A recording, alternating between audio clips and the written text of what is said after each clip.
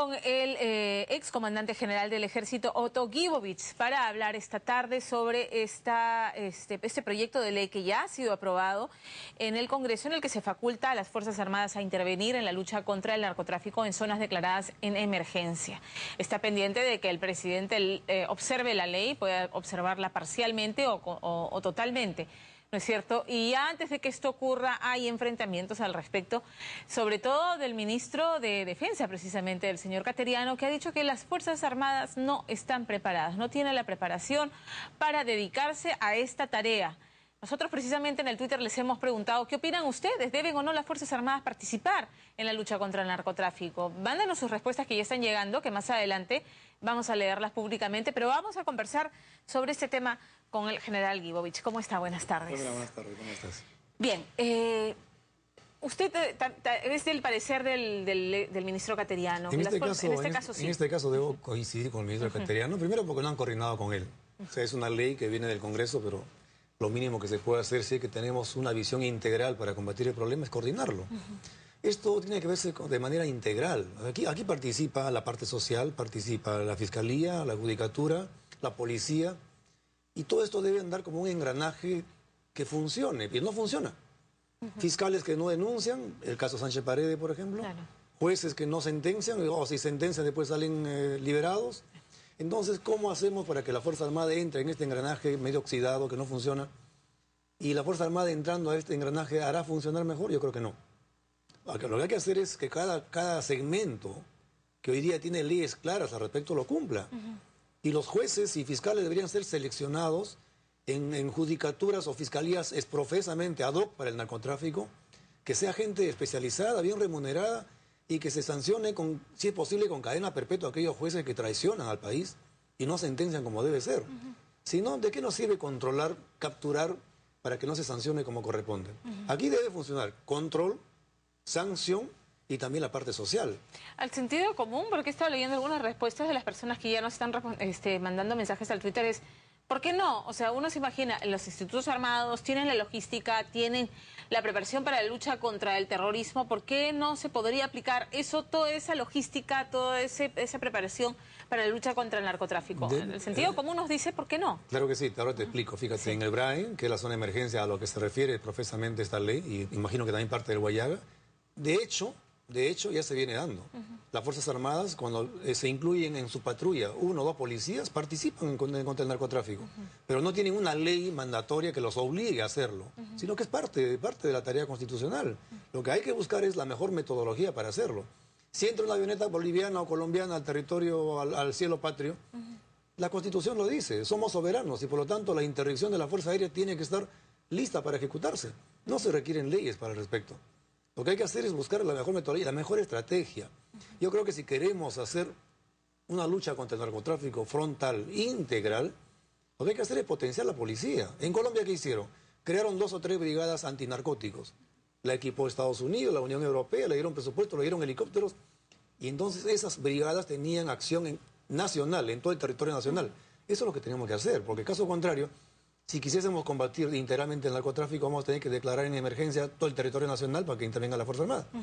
No es funcional. O sea, yo creo que sin esta ley, tranquilamente, con disposiciones claras del jefe supremo de la Fuerza Armada y Policía Nacional, con disposiciones claras del Comando Conjunto, se puede trabajar tranquilamente. ¿Puede las Fuerzas Armadas, el Ejército, en las bases contrasubversivas que todavía existen en el BRAE, o en las bases que están en las zonas declaradas en emergencia, por iniciativa propia, en virtud de esta ley, hacer operativos, o sin esta ley, hacer operativos inopinadamente? Pueden hacerlo con la policía, y de hecho lo han hecho muchas veces. Necesariamente con la policía. Con la policía, porque son los especializados. Esto requiere, hay una serie de trámites de ley, y muchas veces también con fiscales, porque la Fuerza Armada constitucionalmente no está dispuesta para esta tarea, pero sí lo pueden hacer con presencia de la policía.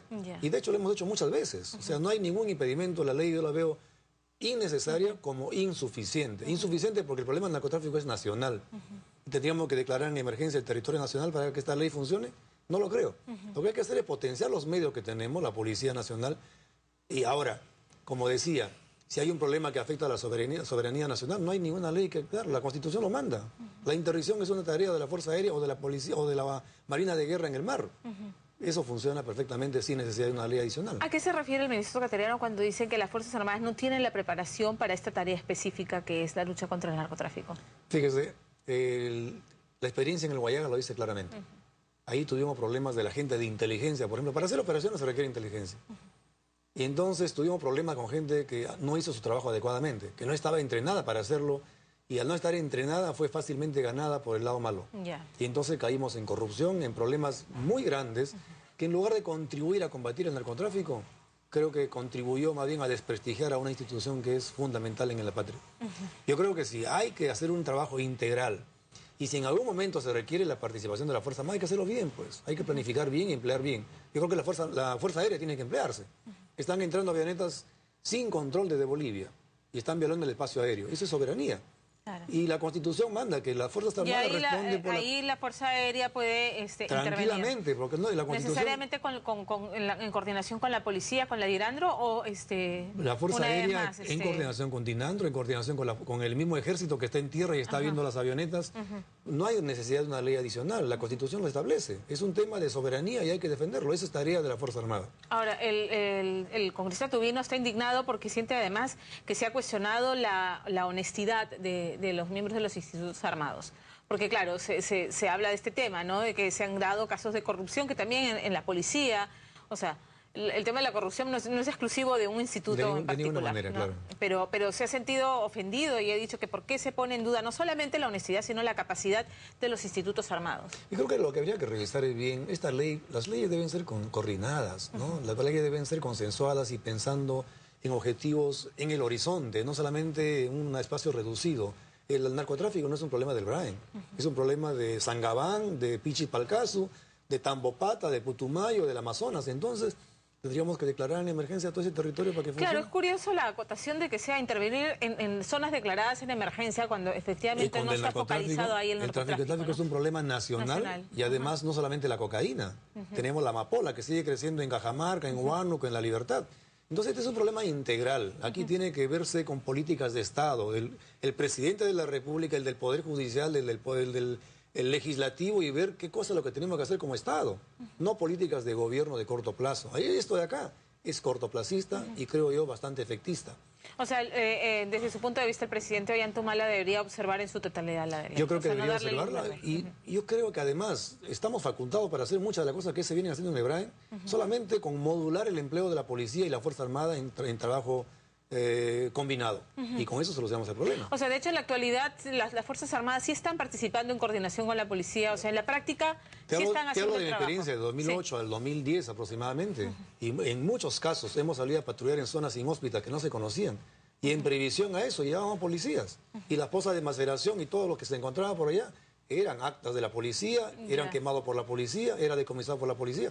Y no hay ningún problema. Yo creo que lo que hay que hacer es complementar esfuerzos, pero no sacar una ley que se convertiría en imperativa, en mandatoria, y nos obligaría a la Fuerza Armada a entrar en tareas que no la conocemos bien, y en todo caso, habría que hacerlo con tiempo si es que queremos entrenar una fuerza específicamente para esta tarea. Pero aprendamos de Colombia, ¿no? Colombia lo ha hecho mejor, ¿no? Esa sería una alternativa, en todo caso. Claro que o sea, en el mediano o largo plazo. En el mediano o largo plazo. En el mediano o largo plazo preparar fuerzas especiales en los institutos armados. Todos los estamentos de este gran engranaje, la judicatura, la fiscalía, inteligencia financiera... General, ahí estamos hechos, porque la corrupción está tan pero hay que integrar, justamente la tarea del líder consiste en eso, en integrar cada una de las partes del rompecabezas y hacerlo funcionar, pues.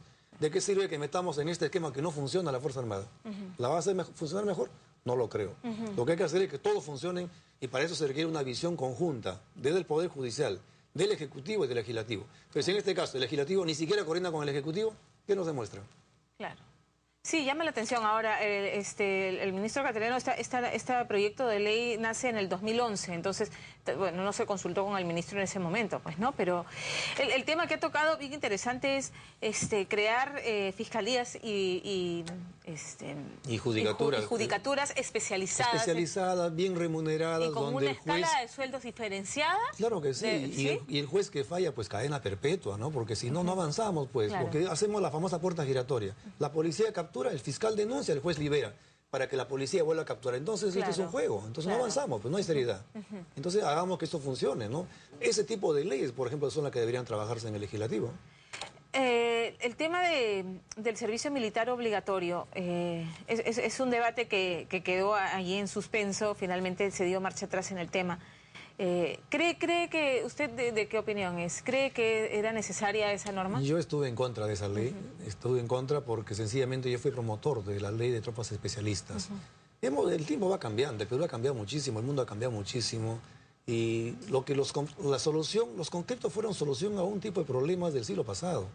Pero los ejércitos modernos tienen que enfrentar otro tipo de amenazas como lo que estamos viendo ahora, ¿no? Claro. Terrorismo, narcotráfico y otro tipo de amenazas potenciales. Entonces se requiere una Fuerza Armada moderna, con tropas profesionales que tengan permanencia, que no vengan por 2 años y se vayan y muchas veces caigan en la delincuencia, claro, en la delincuencia común, y empleen la experiencia de la Fuerza Armada contra la sociedad. Claro. Entonces es mejor profesionalizar lo que tengan 10, 15 años de formación, de horizonte en la Fuerza Armada, y con ellos sí podemos trabajar de acuerdo a lo que demanda la sociedad en este siglo XXI. Si me permite, antes de terminar la conversación, vamos a terminar la conversación con el general Otto Guibovich. Estábamos hablando del servicio militar, de acuerdo con usted. No sé, ya en estos tiempos uno no puede obligar a los muchachos a ir al servicio militar obligatorio. Entiendo que tendría que haber incentivos para que se vuelva una alternativa atractiva para un muchacho que sale de la escuela y que tiene la vocación, pero que resulta pues desalentador entrar, servir 2 años y al final no generar eso, ¿no? El sentido de ir, de servir a la patria, de que me voy a preparar, me voy a especializar y que voy a tener una carrera interesante en las Fuerzas Armadas. Fíjate, yo he tenido la oportunidad de estar en la cordillera muy alta o en la selva y encontrar autoridades locales, presidentes de comunidades que eran licenciados de la Fuerza Armada, del Ejército en particular. O sea, sí tiene un beneficio muy grande hacer el servicio militar, ¿no? Pero hay que integrar aquí dos ideas, ¿no? Por un lado es de qué manera el joven que viene a la Fuerza Armada y luego se retira saca provecho de su estadía en la Fuerza Armada. Yo creo que muchísimo. Pero por otro lado tenemos que ver también las necesidades operativas de la Fuerza Armada. Con qué tipo de personal, con qué tipo de componente humano la Fuerza Armada va a cumplir mejor su misión. Claro. Y ese es un tema que muchas veces no se discute. Hablamos de todo, ¿no? Los problemas sociales, si los jóvenes vienen porque tienen necesidades. Para que no estén en las pandillas, entonces mejor reclútenlos para que no estén en las calles. Pero descuidamos el otro segmento, ¿no? Que es de qué manera la Fuerza Armada del siglo XXI cumple mejor su misión. Claro. Y entonces ya no estamos para emplear las amenazas de hoy en día y las que vengan son diferentes, demandan otro tipo de componente humano. Claro. Tiene que ser un componente humano que tenga más preparación. ¿Y cómo le das tú más preparación a un hombre que viene 2 años, de los cuales se pasa 4, 5, 6 meses en inducción, y luego le empleas un pequeño tiempo porque después tiene que irse? Claro. Y además muchos de ellos lamentablemente caen en manos de las pandillas y entonces se revierte contra la sociedad. Lo que ha aprendido. Entonces ¿qué estamos formando?